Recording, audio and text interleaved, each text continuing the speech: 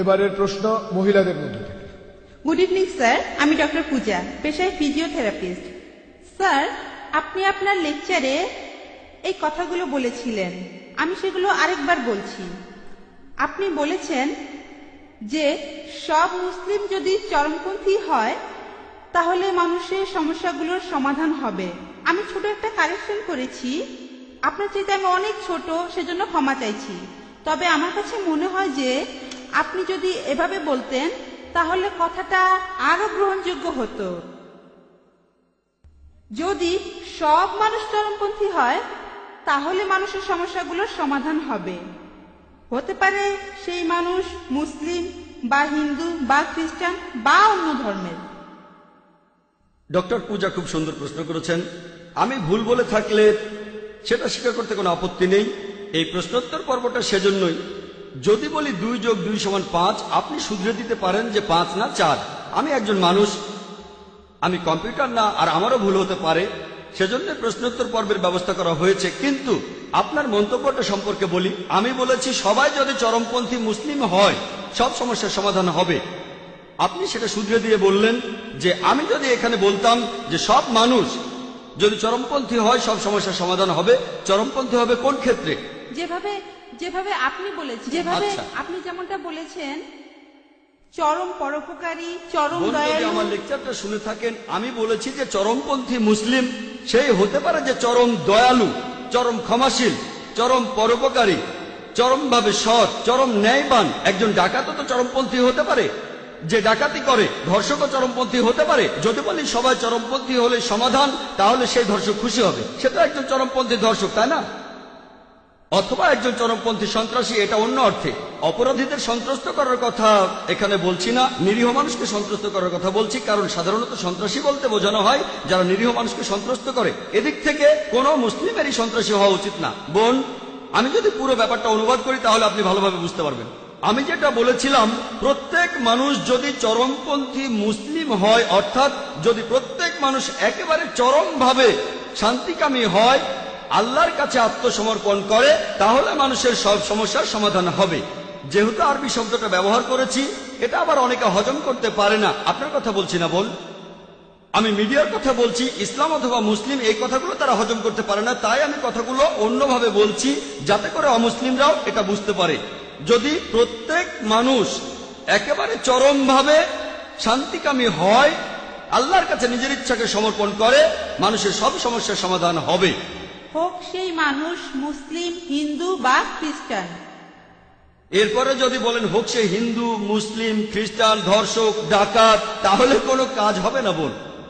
কারণ মুসলিম মানে যে আল্লাহর কাছে আত্মসমর্পণ করে, তাকে মুসলিম হতেই হবে। হিন্দু কেউ আল্লাহর কাছে আত্মসমর্পণ করলে খুব ভালো। না না না, বোন আমাকে বলতে দেন, পরের প্রশ্ন পরে করেন, তখন উত্তর দেব। ঠিক আছে। আপনি ঠিকই বলেছেন। হিন্দু শব্দটার মানে কি জানেন আপনি? হিন্দু হলো একটা ভৌগোলিক অবস্থান।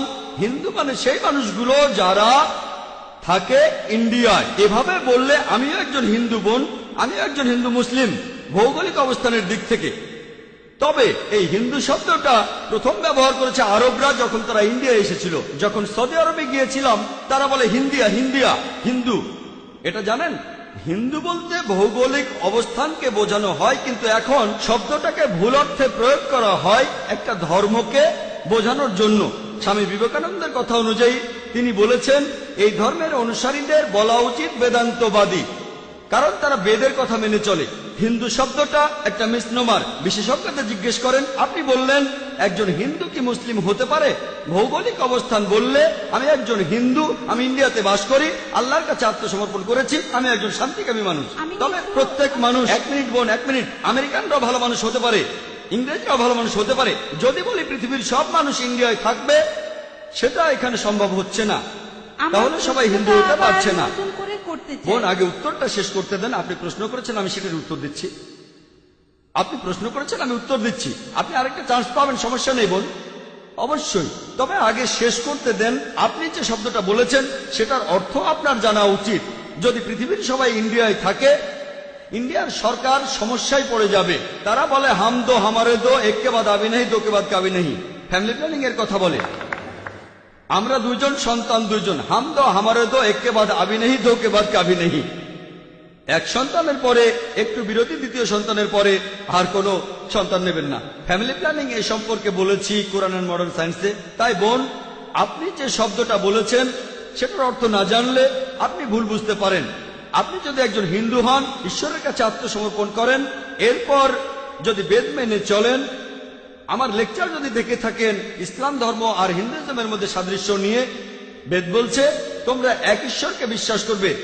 যদি বেদের কথা মানেন, উপনিষদে উল্লেখ আছে, ছান্দোগী উপনিষদ 6 নম্বর অধ্যায়ের 2 অনুচ্ছেদের 1 নম্বর পরিচ্ছেদে বলা হয়েছে যে এক কাম এবি দ্বিতীয়াম, ঈশ্বর কেবলমাত্র একজন, দ্বিতীয় কেউ নেই। বেদে উল্লেখ করা হয়েছে, যজুর্বেদের 32 নম্বর অধ্যায় 3 অনুচ্ছেদে আছে, নাতাস্তি প্রতিমা আস্তি, মহান সৃষ্টিকর্তার কোনো প্রতিমা নেই। প্রতিমা মানে ছবি, মূর্তি, ভাস্কর্য, ফটোগ্রাফ। বেদের কথা অনুযায়ী মহান সৃষ্টিকর্তার কোনো ছবি নেই, কোনো ফটোগ্রাফ নেই, কোনো ভাস্কর্য নেই, কোনো মূর্তি নেই।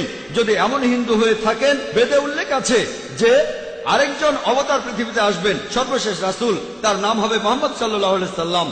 এই কথা বলা হয়েছে কল্কি অবতারে 2 নম্বর অধ্যায়ের 5 অনুচ্ছেদে, 7 অনুচ্ছেদে, 9 অনুচ্ছেদে, 11 অনুচ্ছেদে, 15 অনুচ্ছেদে, যে এই কল্কি অবতার জন্মগ্রহণ করবে শান্তি নামের একটি শহরে, অর্থাৎ মক্কা। তার বাবার নাম হবে বিষ্ণু ইয়াস, অর্থাৎ সৃষ্টিকর্তার ভৃত্য, আরবিতে আব্দুল্লাহ। আর নবীজির বাবার নামও ছিল আব্দুল্লাহ। তার মায়ের নাম হবে সুমতি, অর্থাৎ শান্তিপ্রিয়, প্রশান্ত। আরবিতে বললে হবে আমিনা। আর আমাদের নবীজির মায়ের নামও ছিল আমিনা। সে জন্মাবে মাধব মাসের 12 দিনে। নবীজি 12 রবিউল আউয়ালে জন্মেছিলেন। তার 4 জন সঙ্গী থাকবে, ইনারা হলেন খুলাফায়ে রাশিদিন। আমি এভাবে আরো বলে যেতে পারি। আমি এখানে সংক্ষেপে হিন্দুইজম আর ইসলামের সাদৃশ্যগুলো বললাম। আমি আপনাকে যেটা বলবো, আসলে এটা মেনে নেই। অন্তত একটা বই ঈশ্বর পাঠিয়েছেন। হিন্দুরা বলবে যে বেদ হচ্ছে ঈশ্বরের বাণী, খ্রিস্টানরা বলবে বাইবেল ঈশ্বরের বাণী, মুসলিমরা বলবে কোরআন ঈশ্বরের বাণী। ধর্মগ্রন্থগুলোতে যে কথাগুলো এক, আসুন সেই সাদৃশ্যগুলো দেখি। তাআলা ইলা কালিমাতিন সাওয়াইন বাইনানা ওয়া বাইনাকুম, এসো সেই কথা যাহা তোমাদেরও আমাদের মধ্যে এক। এখন যেখানে সাদৃশ্য নেই সেটা নিয়ে এখন লড়াই করব না, পরে কোনো একদিন করব। হ্যাঁ, আসুন আগে আমরা এটা মানি যে সবগুলো ধর্মগ্রন্থ, সবগুলো প্রধান ধর্মগ্রন্থ, হোক সেটা বাইবেল, হোক সেটা বেদ, হোক সেটা কোরআন, হোক পার্সি ধর্মগ্রন্থ, হোক শিখ ধর্মগ্রন্থ, সবাই বলছে ঈশ্বর কেবলমাত্র একজনই। বেশিরভাগ প্রধান ধর্মই একথা বলেছে যে শেষ একজন নবী আসবেন। বাইবেলে উল্লেখ করা হয়েছে ডিউটেরোনমি 18 অধ্যায়ের 18 অনুচ্ছেদ, বুক অব ডিউটেরোনমি 18 অধ্যায়ের 19 অনুচ্ছেদ, বুক অব আইজায়া 29 অধ্যায়ের 12 অনুচ্ছেদে, সং অব সলোমন 5 অধ্যায়ের 16 অনুচ্ছেদে। এরপর নিউ টেস্টামেন্টে গসপেল অব জন 14 অধ্যায়ের 16 অনুচ্ছেদে, গসপেল অব জন 15 অধ্যায়ের 26 অনুচ্ছেদে, গসপেল অব জন 16 অধ্যায়ের 7 অনুচ্ছেদে, গসপেল অব জনে 16 অধ্যায়ের 12 থেকে 14 অনুচ্ছেদে বলা আছে যে যীশু খ্রিস্ট বলেছেন, তোমাদের আমি অনেক কথাই বলবো, কিন্তু তোমরা সবকিছু বুঝতে পারবে না। কারণ যখন সত্যের বার্তাবাহক আসবে, সে তোমাদের সত্যের পথে পরিচালিত করবে। সে তার নিজের কথা বলবে না, যা শুনবে তাই বলবে। তাহলে বিভিন্ন প্রধান ধর্মগ্রন্থ থেকে যেটা জানতে পারি, আমরা বিশ্বাস করব এক ঈশ্বরে, তার কোনো ছবি নেই, তার কোনো প্রতিমা নেই। আমরা বিশ্বাস করব সর্বশেষ আর চূড়ান্ত নবীকে। আসুন এগুলো মেনে নেই, আমরা অমিলগুলো নিয়ে কথা বলবো না। আসুন আমরা সেটা মানি যেটা এক, হিন্দু ধর্মগ্রন্থে, পার্সি ধর্মগ্রন্থে, খ্রিস্টান ধর্মগ্রন্থে। আপনি বললেন হিন্দু মুসলিম, আমি পার্সি ধর্মের কথা বলছি, আমি ইসলামের কথা বলছি। যেগুলো এক সেগুলো আমরা মেনে নিই। আর ইনশাআল্লাহ পৃথিবীর সমস্ত মানুষ যারা ঈশ্বরে বিশ্বাস করে, তারা যদি এটা মানে যে ঈশ্বর একজন, তার কোনো প্রতিমূর্তি নেই, আর যদি বিশ্বাস করে যে আল্লাহ প্রেরিত সর্বশেষ চূড়ান্ত নবী মুহাম্মদ সাল্লাল্লাহু আলাইহি সাল্লাম, তাহলে আপনারা দেখতে পাবেন যে পৃথিবীর সমস্ত মানুষই হবে চরমভাবে শান্তিকামী মানুষ, আল্লাহর কাছে নিজের ইচ্ছাকে সমর্পণ করবে। তাহলে মানুষের সব সমস্যার সমাধান হবে। আশা করি উত্তরটা পেয়েছেন। হ্যাঁ, ধন্যবাদ স্যার। এবারে পুরুষদের মধ্য থেকে প্রশ্ন করবেন একজন অমুসলিম ভাই।